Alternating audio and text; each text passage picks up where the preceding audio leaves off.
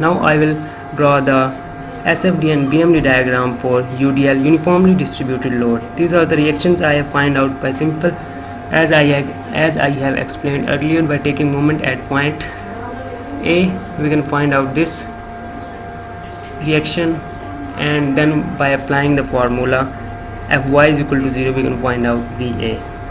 Now I will draw the SFD. First of all, find out the Va. Va is the reaction. Va is equal to V1, the shear force at A, is equal to the reaction at A,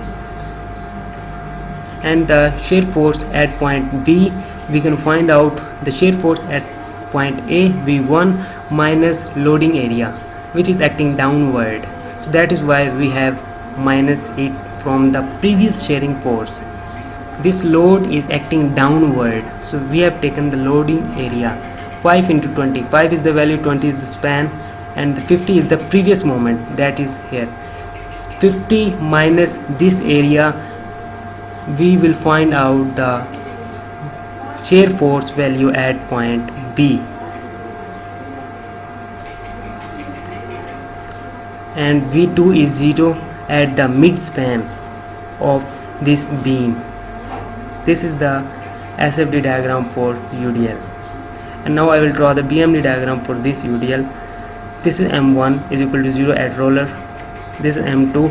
I have find out M2 by same method. M1 previous moment plus area of SFD. Area of SFD 50 multiplied by 10 divided by 2. 50 multiplied by 10 divided by 2 plus 0. 250 is the moment at here.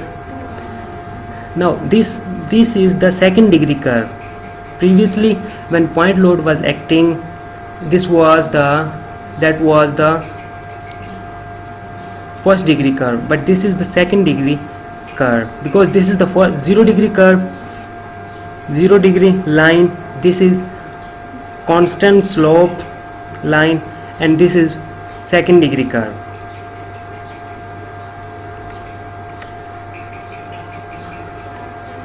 And this is the M2. M3 we can find out by same method. M2 plus area of shear force diagram. This is M2 minus this, we will minus this area because it is downward from the baseline. This is my baseline and this area is downward, so that is why minus it from the previous moment. We will find out that moment.